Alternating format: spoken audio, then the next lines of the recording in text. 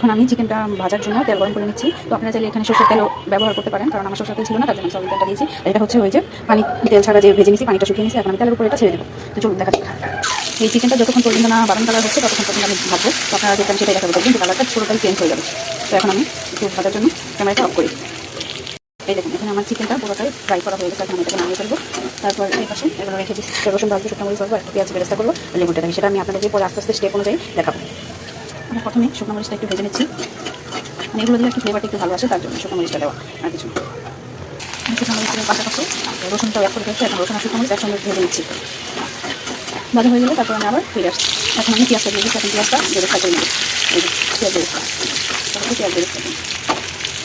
আমি এখন পেঁয়াজটা বেরেস্তা করতেছি, মানে মোট কথা হলো আপনার ঘরে যেই উপকরণ আছে আপনি সেটা দিয়ে বানিয়ে ফেলতে পারবেন। এখানে আদা রসুনের পেস্ট রাখা হয়েছে, আর এটা হচ্ছে জিরার ফাঁকি, ধনিয়ার ফাঁকি, এগুলো আমি একসঙ্গে অ্যাড করি, একটু পানি দিয়ে দিই। মানে আমার পার্সোনালি যেটা ভালো লাগে আমি একটু সেটাই করবো, না হলে মশলা গন্ধ থেকে যায় যদি একটু পানি না দিই। তো তার জন্য আমি একটু এখানে পানি অ্যাড করে ফেলবো।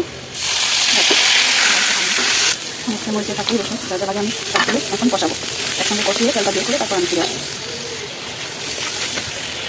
এই পর্যায়ে আমি লেবু রসটাও দিয়েছি, ধনে মুরগি মাংসটা আমি ছেড়ে দিয়েছি। এখন একটু ভাজা ভাজা করবো, তারপর নামিয়ে ফেলবো। দেখেন কতটা জুসি হয়েছে আমার এই চিকেন আচার, চিকেন আচার। আপনারা চাইলে এভাবে বাসায় ট্রাই করতে পারেন, আপনাদের ঘরে যারা আছে তাদের অনেক মজা, আপনারা খেয়ে দেখবেন। দেখেন এটা হচ্ছে আমার ফাইনাল লুক, কি ইয়ামি লাগতেছে না, সো ইয়ামি।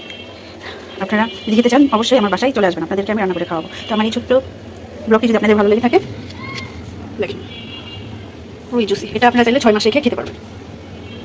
আচারটা পার্সোনালি অনেক ভালো লাগছে, তো আপনারা চাইলে এভাবে আমার মতো বাসায় রান্না করে খেতে পারেন।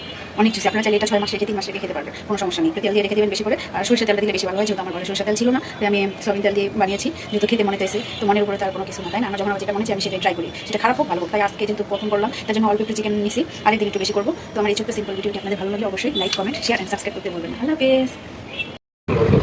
তো আমি তো এখন খাওয়া দাওয়া শুরু করে গেছি, যেহেতু আমার রান্নাটা শুরু করছি একটু লেবু দিয়ে ভাত মেখে।